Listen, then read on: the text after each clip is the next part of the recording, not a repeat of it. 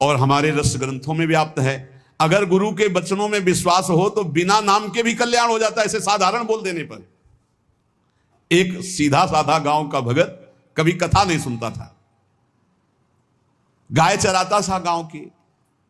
तो एक दिन और गोपाल जो गाय चराने वाले थे, उन्होंने कहा यार कभी तो कथा सुन लो, रात दिन पशुओं के पीछे घूमते हो, पशु बुद्धि, कभी तो कथा सुन लो। तो एक दिन सोचा दोपहर के भोजन गांव में पाएंगे जाके अपने घर में, और कथा हो रही वहीं से निकल लेंगे, जो सुन लेंगे तो सुन लेंगे। खड़े खड़े वहां चर्चा चल रही थी, जिसने मनुष्य जन्म लेकर के गुरु मंत्र नहीं लिया और नाम जब भगवान का नहीं किया, उसका जीवन मुर्दा, व्यर्थ जीवन। चला गया सुन के, और बार बार वही दिमाग में कि पंडित जी कह रहे थे गुरु मंत्र नहीं लिया और नाम जप नहीं किया तो मुर्दा जीवन। जिन हरि भगत हृदय नहीं आनी, जीवित सौ समानते प्राणी। दूसरे दिन फिर गया, कहा पंडित जी आपने कल कथा में कहा था गुरु मंत्र ले लेना चाहिए, नहीं तो जीवन मुर्दा हो जाता है, बेकार जीवन रहता है। तो देव गुरु मंत्र आप, और तो हम किसी को जानते नहीं। देखा फटा पुराना कपड़ा, डंडा लिए एक चरवाहा। उनका ऐसे थोड़ी कि तुरंत ही गुरु मंत्र दे दिया जाता है, आखिरी दिन कथा के मिलना फिर दे देंगे, टाल दिया। अब वो आखिरी दिन कथा के तो उस दिन चढ़ावा चढ़ रहा था, तो पंडित जी ने कहा जब चलें तब ले लेना गुरु मंत्र, टाल दिया। अब वो जब आखिरी दिन के बाद हो, तो उस समय घोड़े पे बैठ सब सामान लाद के पंडित जी चलते थे, वो तो सब सामान लाद के चलने लगे हो। तो पीछे पंडित जी आप जो कह रहे थे कि गुरु मंत्र देंगे, आप गुरु मंत्र दे दीजिए।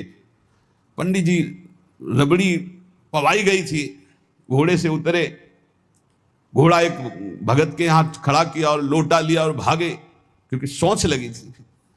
अब वो भगत किसान आदमी, गांव का गंवार आदमी पीछे लगे, पंडित जी अरे गुरु मंत्र दे दो, कितने दिन से टहला रहे हो आप। अरे उनका प्यार मतलब सोच का पैसा, तू गुरु मंत्र की बात कर। अब वो पीछे लगा कि अब हम नहीं जाने वाले, आपने सब सामान लाद ली थी, भगवान की कृपा कहो कि आपको सोच लगी आई, नहीं तो आप हमको तो गुरु मंत्र ही नहीं देते, हम आपको नाम पर विश्वास की बात। पंडित जी तो दात गपोचन, जय गुरुदेव की जय गुरु, वो दबकाए है दात गपोचन, एकदम मूर्ख आदमी, तो सोच। तो वो प्रणाम कर लिया, जय गुरुदेव, धत गपोचन धत गपोचन। जपना न राधा न कृष्ण न राम न हरि। घर आया, बोले आज से गाय चराना बंद। बोले क्यों? बोले गुरु मंत्र मिल गया, अब हम भजन करेंगे, हमारा जीवन मुर्दा नहीं रहेगा, अब जीवन सार्थक रहेगा। और मेहनत करने वाला आदमी, गाय चराने वाला आदमी, अब शुरू हो गया बैठ के धत गपोचन धत गपोचन। अब इसमें ना कोई भगवान नाम है, ना कोई मंत्र है, ना प्रणव है, ना नमो नमः, कुछ नहीं। गांव के लोग, घर के लोग बोले कि यार 50 गाय चराता था, पता नहीं कौन सा हम लोगों का पाप उदय हुआ कि कह दिया कि कथा सुन लेना। अब वो गाय चराना भी छोड़ दिया, गपोचन शुरू हो गया। अब उसकी ऐसी लगन लगी, सहज सरल भोले जो होते हैं ना, हरिवंश महाप्रभु कह रहे हैं, मुनि मन ध्यान धरत नहीं पावत, करत विनोद संग बालक भट, दास अनन्य भजन रस कारण, जैसे हित हरिवंश प्रगट लीलान। लालजू महाराज बड़े बड़े मुनियों के ध्यान में नहीं आने वाले, बड़े विनोदी। रुक्मिणी जी से कहा तैयार हो, भगत के दर्शन करने चलना है।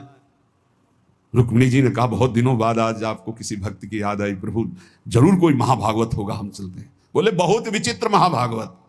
चले, साधारण वेश में चलना। जब गांव में गए, उस भगवान तो सर्वज्ञ ही है, उसके घर के दरवाजे में बैठ गए और रुक्मिणी जी से कहा कि पहले तुम मिल के आओ भगत के, फिर हम मिलेंगे। रुक्मिणी जी ने कहा हाँ ये उत्तम बात है, पहले हम उनको दर्शन दे के और दर्शन करके आती है। तो आंख मूंदे से, न खाना न पीना, धत गपोचन। रुक्मिणी जी ने कहा ये कौन सा नाम भगवान का, न विष्णु शास्त्र नाम में है, न गोपाल शास्त्र नाम में है, और कहीं हमने पढ़ा नहीं, ये कौन सा भजन कर रहा है। कहे किसका भजन कर रहे हो? चुप रहा। फिर किसका भजन कर? 2-3 बार तो गुस्सा के आंख खोला, देखा कोई स्त्री, तो बोले तुम्हारे खसम का भजन कर रहे हैं। और किसका कर रहे हैं? वो रुक्मिणी जी आ गई, बोले बहुत जानकार भगत है। प्रभु द्वारिकाधीश से कहा बहुत जानकार भगत है। बोले क्यों? बोले हमने कहा कि किसका भजन कर रहे हो, देखो हम इतना छुप के गई थी लेकिन वो पहचान गए, वो कह रहे तुम्हारे खसम का भजन कर रहे थे। अब भगवान ने कहा तभी तो हम आए भगत जोड़कर। बोले प्रभु आप दर्शन बाद में करना, जाके पहले हमारा प्रश्न बता दो, प्रश्न का उत्तर दे दो कि आपके विष्णु सहस्त्र नाम, गोपाल सहस्त्र नाम, बहुत से नाम हैं, ये नाम तो हमने कभी नहीं सुना। भगवान ने कहा ये नाम हमको तो बहुत प्यारा है। बोले आपको कब, मतलब ये कब कैसे नाम रखा गया? बोले बहुत प्यारा है, हमारा ब्रज का रखा हुआ नाम है, ब्रज में मैया ने रखा था। कैसे रखा था? बोले एक दिन मैं माखन चोरी कर रहा था, सखा के कांधे पर खड़ा हुआ, ऊपर माट में हाथ डालकर मक्खन पूरा ऐसे खाता जाता, सखा को पवाता जाता। इतने में मैया और गोपी जन आ गई। ए कन्हैया ये क्या कर रहा है? अब हमने देखा कि फंस गए। हमने कहा कि मैया हमें बहुत भूख लगी थी और देखा कि इसमें चींटी चढ़ी हुई है, तो हम चींटी निकाल रहे थे। तो बोले चींटी कैसे निकाल रहे थे? यहां पूरा हाथ सना हुआ है तुम्हारा चींटी। बोले अरे भैया तू बावरी, जब चींटी को ऐसे निकालने करते वो अंदर चली जाती तो खबो खबो के निकाला, इसलिए ऐसा इतना हाथ हो। बोले यहाँ मुंह में भी जब तुम्हारे मक्खन लगा, एक मक्खी बार बार उड़ रही थी तो हम ऐसे मारा तो पूरा मुंह में मक्खन लगा। भैया ने कहा धत गपोचर।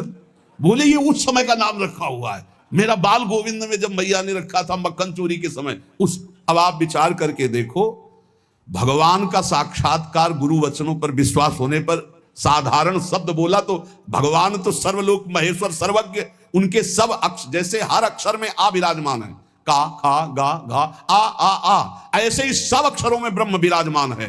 फिर राधा नाम तो स्वयं हरि जपते हैं और राधा नाम तो परम प्रेममय है, वो बड़ा गुही है। विश्वास करके जब वो धदगपोचंद जपा तो रुक्मिणी द्वारिकाधीश भगवान दर्शन देने आ गए, और तुम विश्वास करके राधा राधा जपोगे तुम्हें नहीं प्राप्त हो जाएगा? अरे यही राधा स्वयं भगवान हरि जपते हैं। इसलिए संदेह शब्द नहीं होना चाहिए उपासना में। जो गुरु ने उपासना दी उसमें संदेह नहीं होना चाहिए। और पांचवा, इस 8वें सूत्र में पांचवा, असूया, दूसरों के गुणों में दोष देखना, चुगली करना और ईर्ष्या, इनसे बहुत दूर रहना चाहिए उपासक को। ईर्ष्या बहुत बुरी है। कंचन तजना सहज है, सहज तिया का नेह, मान बड़ाई ईर्ष्या दुर्लभ तजनाए।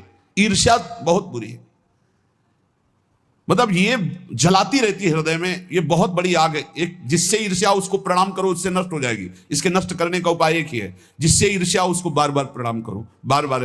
और वो तुम्हें कितना भी कड़ुआ बोले तुम बुरा मत मानना, तो तुम्हारी ईर्ष्या नष्ट हो जाएगी नहीं। ईर्ष्या बेमतलब जलाती रहती है।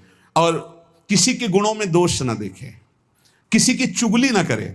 सुनो ऐसे से कुछ लोगों का स्वभाव होता है, उनका भोजन ही नहीं पचेगा जब तक दो चार की बुराई नहीं कर लेंगे। सुना तुमने? ऐसे से ऐसा नहीं, हमने तो नहीं। अरे मतलब ऐसे गूढ़ विषय की चर्चा मानो ब्रह्म साक्षात्कार करा देंगे। ऐसे लोगों से बचना चाहिए जो दूसरों की निंदा चुगली करते हैं। निंदा चुगली करने वालों को ऐसा लगता है जैसे चक्रवर्ती सम्राट पद में बैठा दिए जाएंगे, जब दो चार उनको मिल जाए सुनने वाले। फिर जैसे कोई भगवत प्रेमी महात्मा खूब सरस भगवान की चर्चा करे, ऐसे ये द्वेषी जन होते हैं। ये निंदा बहुत संभाल करके, कहीं भी चूक ना होने पावे, पूरी निंदा। तो ऐसे लोगों से बचे। चुगली करना, दूसरे के गुणों में दोष देखना और ईर्ष्या करना। नवा, प्रत्येक परिस्थिति में अपने आराध्य देव के द्वारा दिया गया मंगल विधान है ऐसा मानना। एक बार हमने सुना था, उस समय किडनी का रोग प्रकाशित नहीं हुआ था, कि असाध्य रोग भगवान की विशेष कृपा से प्राप्त होता है। तो साधन पर उस समय जोर था, तो डर लगा कि असाध्य रोग कृपा कैसे हो सकती है, ना साधन में बैठ सकते हैं, पीड़ा रहती होगी तो भजन भी नहीं हो सकता, तो ये कृपा कैसे हो सकती है असाध्य रोग। लेकिन सच्ची आपसे कहते हैं, साधना हो रही थी भगवत मार्ग में जैसा कुछ, लेकिन शरणागति में कमी थी, क्योंकि साधन पक्ष में विश्वास बहुत जोर का था। शास्त्र प्रमाणित साधन के बल से भगवत प्राप्ति पर विश्वास हमें था। कृपा शब्द का हमारा कोई परिचय नहीं था, कृपा शब्द से हमारा कोई परिचय नहीं था। पक्का समझ लीजिए, क्या कृपा शब्द, ये तो शब्द ही नहीं था, बस साधन शब्द से परिचय था। अपनी इंद्रियों को बस में करो, मन का निग्रह करो और भगवान का निरंतर भजन करके परम पद प्राप्त करो। हर समय अपने साधन में लगे रहो। जब किडनी फेल हुई, साधन शब्द हटा, अब हाहाकार मच गया अहंकार में। अब क्या, फिर जो अहंकार शरणागत हुआ, फिर बात बन गई जो करोड़ों जन्मों की साधना से नहीं बनती, वो इस असाध्य रोग ने काम बना दिया। कह रहे हैं कि प्रत्येक परिस्थिति में पूर्ण कृपा, पूर्ण मंगल विधान देखना, ये नवा सूत्र है। जैसी भी परिस्थिति आवे, चाहे जितना विकराल रूप लेकर के आ जाए परिस्थिति, कृपा ही कृपा, कृपा ही कृपा, सच्ची मानना, परिणाम में देखना बड़ा मंगल और बड़ी कृपा होगी। 10वां, प्रेम प्राप्ति के मार्ग के पथिक का जीवन बड़ा विनयमय, बड़ा विनम्र, बड़ा संयमी, सदाचारपूर्ण, त्यागमय और शांत सुख स्वरूप। प्रेमी महात्मा का ये स्वरूप, बड़ा विनम्र जीवन, बड़ा विनयमय जीवन, बड़ा संयमित जीवन, सदाचारपूर्ण और त्याग रूप। त्याग की चेष्टा नहीं, वो त्याग रूप ही है। प्रभु के सिवा उसे कुछ अच्छा नहीं लगता। कुटुंब देहते जाए छूटी सब ही विधि ना तो। और अद्भुत शांति, अद्भुत शांति, कोई भी द्वंद आ जाए उसे अशांत नहीं कर सकता। 11वां, श्री राधा माधव के नित्य नूतन परमानंद प्रदान करने वाले पदों का गायन, उनकी सेवा, उनके प्रेमी जनों के दर्शन संभाषण, तब ऐसे प्रेमानंद की तरंगे हृदय में उछलती रहती है जिससे लीला रस में उसका प्रवेश हो जाता है। तब उसका लीला रस में प्रवेश हो जाता है। जीवन भर हमारा एक ही कार्य है साधना का, मय्येव मन आधत्स्व मयि बुद्धि निवेश है। प्रियालाल में मन लगाना है, प्रियालाल में बुद्धि लगानी। बुद्धि का काम है निश्चय करना, मन का काम है संकल्प विकल्प करना। अब निश्चय तो हमारा दृढ़ हो गया कि प्रियालाल ही हमारे हैं। निश्चय हो गया कि सुख है प्रियालाल में, बस ये झूठे संसार में नहीं। अब संकल्प विकल्प करने वाले मन को रूप की प्रियालाल के नाम में, रूप में, लीला में, धाम में लगाना है। श्री भगवत ऋषि जी महाराज कह रहे हैं, हम शिष्य श्यामा श्याम के गुरु, हम श्यामा श्याम। बड़ी ऊंची स्थिति की बात कह रहे हैं। ये तभी होती जब हमारा मन और बुद्धि का निश्चय केवल श्यामा श्याम में है। देखो, ये गुरु शिष्य का संबंध, प्रियालाल से संबंध दृढ़ होने के लिए है। वही श्यामा श्याम अपने स्वरूप का प्रकाश करने के लिए, प्रेम का प्रकाश करने के लिए, मार्ग का ज्ञान कराने के लिए गुरु रूप में विराजमान होते हैं, और कोई दूसरा नहीं। गुरु गोविंद न भेद कराए। लेकिन यह बाहरी व्यवहार का क्षेत्र नहीं गुरु शिष्य का, यह शुद्ध परमार्थ का संबंध है। इसमें लौकिकता की गंध भी नहीं है। इसीलिए कह रहे हैं, हम शिष्य श्यामा श्याम के गुरु, हम श्यामा श्याम। ओत प्रोत अर्पण कियो निज मन तन धन धाम। निज मन तन धन धाम निरंतर अंतर नाही। निस दिन दुख सुख संग असुचि सुचि घर बन माही। नस्वर नेह निमित्त देह नाते सो उपशम। भगवत हमारे प्राण सदा भगवत के हैं हम। भगवत ऋषि जी कह रहे, हम किसी और के न शिष्य हैं और न किसी के गुरु हैं। हम देहाभिमानी गुरु चेला नहीं हैं। चेला काहू के नहीं, गुरु काहू के ना है। सखी लड़ेती लाल की रहत महल के माहे। राय महल के माए टहल सब करे निरंतर। दंपति अत्यकुलाए पलक कहूं पर जो अंतर। भगवत भगवत कहां करें नहीं, हम बिनु केला ताते हम परिहरे देह मानी गुरु चेला। ये देह मानी संबंध नहीं है। आध्यात्मिक संबंध का आधार है गुरु भाव। ये देह भाव वाला संबंध नहीं कि जैसे भाई बहन और रिश्ते नाते ऐसे गुरु भी बना लिए। ये सिर्फ अध्यात्म का संबंध है। प्रायः देह भाव में ही स्थित होकर के देह भाव को ही गुरु मान लिया जाता है। नहीं, ये देह भाव का नाश करने के लिए संबंध है गुरु शिष्य का। देह भाव को पुष्ट करने के लिए नहीं, नष्ट करने के लिए है। अपने देह की उपेक्षा करके गुरु को सच्चिदानंद के स्वरूप में स्वीकार करना परमार्थ का स्वरूप है। गुरु ब्रह्मा गुरु विष्णु गुरुदेव महेश्वरा, गुरु साक्षात परब्रह्म तस्मै श्री गुरुवे नमः। तो गुरु का देह मंदिर है, उसके अंदर बैठा हुआ जो परमात्म तत्व वही गुरुदेव है। वही परमात्म तत्व कौन है? श्यामा श्याम। लौकिक मान्यता में मारे घूम रहे हैं। भगवत ऋषि जी कहते हैं, हम चेला का हुके नहीं और गुरु का हुके ना ही। देहाभिमानी, ना हम गुरु हैं ना देहाभिमानी, हम चेला स्वीकार करते हैं। हम सखी लड़ेती लाल के रहत महल के माही, रह महल के माई टहल सब करे निरंतर। रात दिन अपनी प्यारी जू की सेवा में रहते हैं। अगर पलक भर की ओट हो जाए तो कहां है भगवत रसिक, कहां है भगवत रसिक, भगवत भगवत अकुलाकर पुकारने लगते हैं। भगवत भगवत कहां है करे नहीं हम बिन केला, हमारे बिना वो केल ही नहीं करते। ताते हम परिहरे देह मानी गुरु चेला। आज जो है संसार में यही फैल रहा है, जैसे और संबंध ऐसे गुरु संबंध बना ली। गुरु संबंध केवल अध्यात्म के लिए, भगवत प्राप्ति के लिए, ऐसा नहीं। अंधे का हाथ पकड़कर चलने वाला अंधा दोनों कुएं में गिरते, दोनों मार्ग भटक जाते हैं। हमारा गुरु संबंध केवल अध्यात्म के लिए, अध्यात्म भगवत प्राप्ति श्यामा श्याम के लिए, और वहीं देह भाव का विस्मरण करने का सौभाग्य मिलता है गुरु चरणों में। जब उनकी आज्ञा में हम रहते हैं तो हमारा अहम नष्ट हो जाता है। पर किनकी आज्ञा में? जो देह मानी नहीं, जो स्वरूप बोध प्राप्त है, जो शब्द ब्रह्म पार ब्रह्म के अनुभूत महापुरुष हैं, जो प्रियालाल के अनुरागी जन हैं, वो प्रियालाल और उनमें किंचन मात्र भेद नहीं है। इसीलिए हम शिष्य श्यामा श्याम के और गुरु हम श्यामा श्याम। कितनी ऊंची स्थिति! भगवत रसिक जी कह रहे हैं हम शिष्य हैं श्यामा कुंज बिहारी के और हम गुरु भी हैं श्यामा श्याम के। ये श्यामा श्याम के गुरु हैं। इसको अगर हम व्यवहार धारा में देखते हैं तो जब चिद चिद लक्षणम सर्वम राधा कृष्णमयम जगत, तो अगर कोई सामने शिष्य भाव से बैठा है तो प्रभु ही तो है और कोई दूसरा थोड़ी है। यहां प्रभु है तो सामने भी प्रभु है। व्यवहार देश और नवनिवृत्त निकुंज देश में सखी जो आज्ञा करती है वही प्रिया प्रीतम। कैसी आज्ञा? सखियन के उर ऐसी आई, उनके हृदय में आई कि चलो ब्याह विनोद रचे सुख, तो ब्याह के लिए तैयार हो गई हो। चलो हिंडोला पड़ा हुआ है, सरकार पधारो, झूलो झूल ले। जैसा सखी आदेश करती वैसे प्रिया प्रीतम की जैसी रुचि वैसे सखी की इच्छा।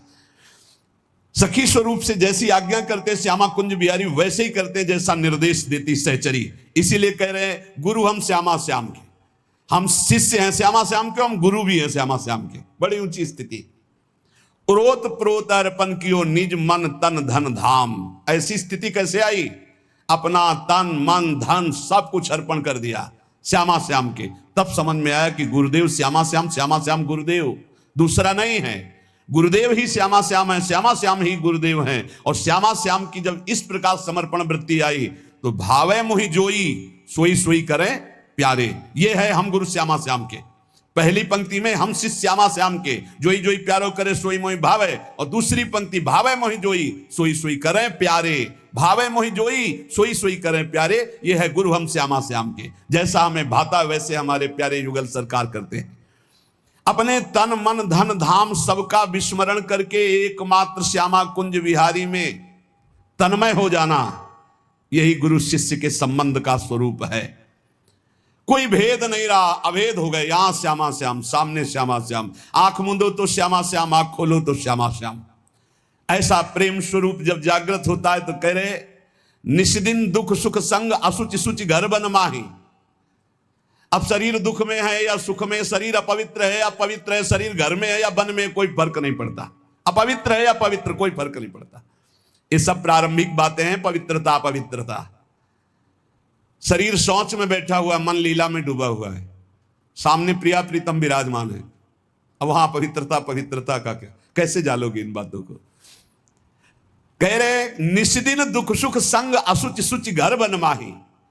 अब नश्वर नेह निमित्त देह नाते सो उपसम। ये नश्वर आसक्ति का कारण जो शरीर धर्म है, शरीर संबंध है, शरीर भोग है, इनका जो पूर्ण रूप से त्याग कर देता है वही इस स्थिति को प्राप्त होता है। अब हमारे श्यामा कुंज बिहारी प्राण धन सर्वस्व है, सर्वस्व है। वही हमारे शिष्य हैं, वही हमारे गुरु हैं, वही हमारे जीवन है, वही हमारे प्राण हैं। यहां कह रहे कि केवल बुद्धि रात दिन श्यामा श्याम का है विचार करे। पहला जीवन का चरम लक्ष्य भगवत प्रेम, भगवत प्राप्ति। दूसरा हमारी बुद्धि केवल विचार करे तो श्यामा श्याम के ही विषय में।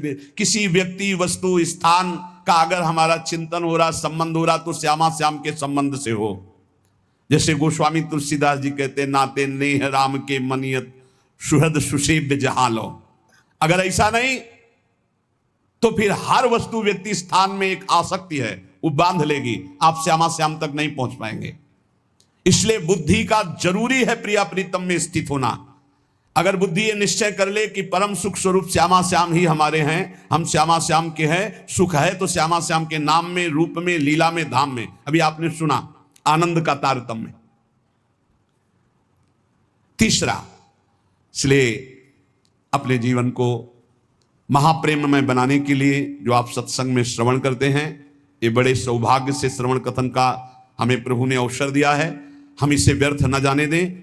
बार बार मनन करो। देखो भगवान की इतनी कृपा हो गई, ये यंत्र मोबाइल आदि जो है, अगर इनका सही प्रयोग करें तो ये बहुत सहायक है। एक बार सत्संग हो गया, जो पकड़ पाए नहीं, हम 10 बार सुनेंगे तब तो हम पकड़ लेंगे न। तो 10 बार कैसे सुनते?